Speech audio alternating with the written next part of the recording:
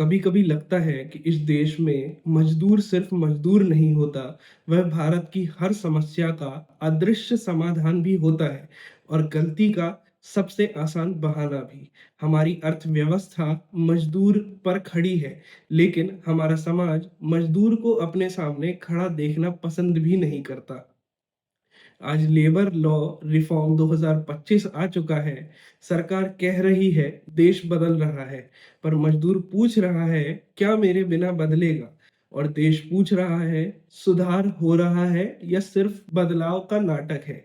यही आज की कहानी है, लंबी, दर्दनाक और बेहद सच्ची। हर बार सरकार कहती है सुधार से लाभ होगा, लेकिन कौन नहीं ले पाता? मजदूर। नोटबंदी हुई, किसका रोजगार गया? मजदूर का। कोविड आया, कौन पैदल चला? मजदूर। नया श्रम संहिता, लेबर कोड्स आया, कौन चिंता में है? मजदूर। और अब लेबर लॉ रिफॉर्म 2025 आया, फिर कौन चकराया हुआ है? मजदूर। क्योंकि भारत में सुधार हमेशा ऊपर से आता है और उसका असर हमेशा नीचे बैठा हुआ आदमी झेलता है। जैसे किसान कानूनों में हुआ, जैसे जीएसटी में हुआ, जैसे अब लेबर रिफॉर्म में हो रहा है।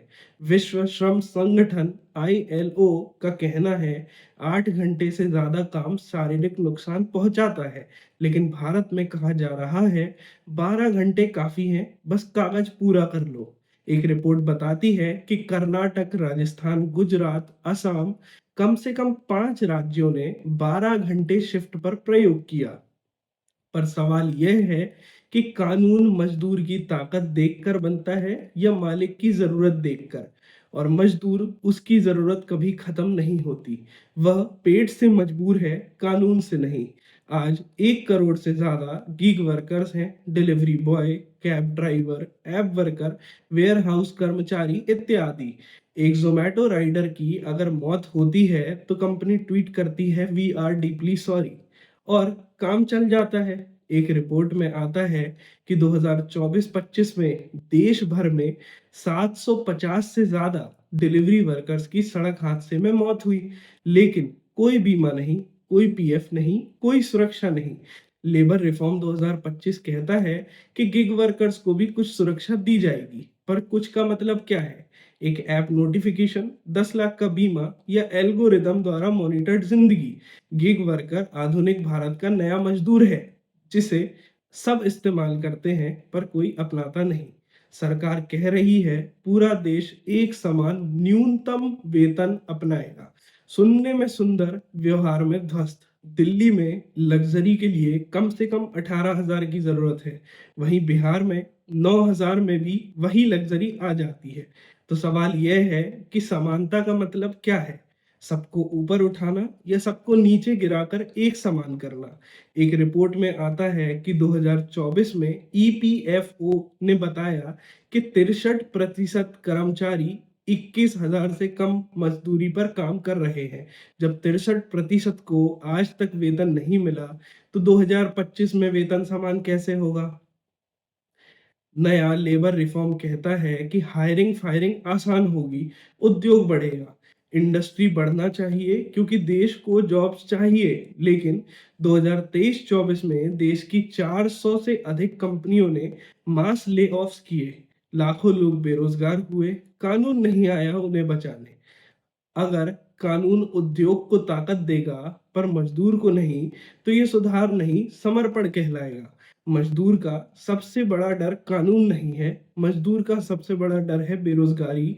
2024 के अंत में बेरोजगारी 8.2% थी। मजदूर पूछता है अगर नौकरी ही नहीं है तो कानून मेरे अधिकार कैसे बचाएगा? भारत की सबसे बड़ी समस्या यही है, कानून बन जाते हैं, नौकरी नहीं बनती।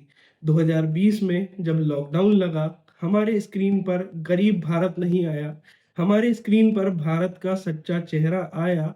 पैदल चलते मजदूर, हजारों किलोमीटर, बच्चे, बूढ़े, महिलाएं, थके टूटे भूखे। इंटरनेशनल लेबर ऑर्गेनाइजेशन ने कहा कि भारत में प्रवासी मजदूरों पर सबसे गहरा आर्थिक आघात पड़ा।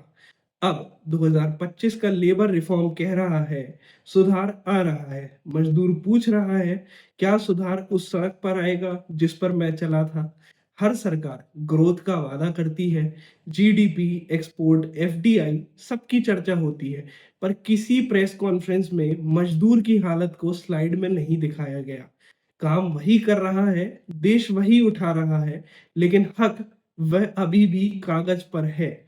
वर्ल्ड बैंक की रिपोर्ट दर्शाती है कि भारत में महिलाओं की वर्कफोर्स पार्टिसिपेशन 20% से भी कम है। 2025 लेबर रिफॉर्म कहता है वुमेन वर्कर्स को अधिक अवसर दिए जाएंगे, लेकिन देश तो उसी समाज में है जहां महिलाएं घर और नौकरी के बीच दूसरी पाली में मरती हैं। सुधार तभी होगा जब मजदूर और उसकी पत्नी दोनों सुरक्षित हो। भारत में मजदूर हर पार्टी के मैनिफेस्टो का हिस्सा है, लेकिन किसी भी सरकार की प्राथमिकता सूची में सबसे आखिरी। मजदूर का उपयोग चुनाव में होता है, लेकिन सम्मान रोजगार में होना चाहिए। लेबर रिफॉर्म 2025 क्या सच में मजदूर को लेकर आया है या उद्योगों के कहने पर आया है? यह पता चलेगा जब कानून लागू होगा और मजदूर बोलेगा। लेकिन असली सवाल यह है कि क्या भारत मजदूरों का सम्मान करेगा या मजदूरों का उपयोग करेगा? जब तक मजदूर का मूल्य उसकी मजदूरी से ज्यादा नहीं होगा, कानून बदलते रहेंगे पर भारत नहीं बदलेगा। मैं हूं मुदित त्रिपाठी, फिर मिलेंगे अगले एपिसोड में, जहां सवाल सिर्फ पूछे नहीं जाते, समझे भी जाते हैं, क्योंकि सवाल पूछना मजदूर का सबसे बड़ा अधिकार है। नमस्कार।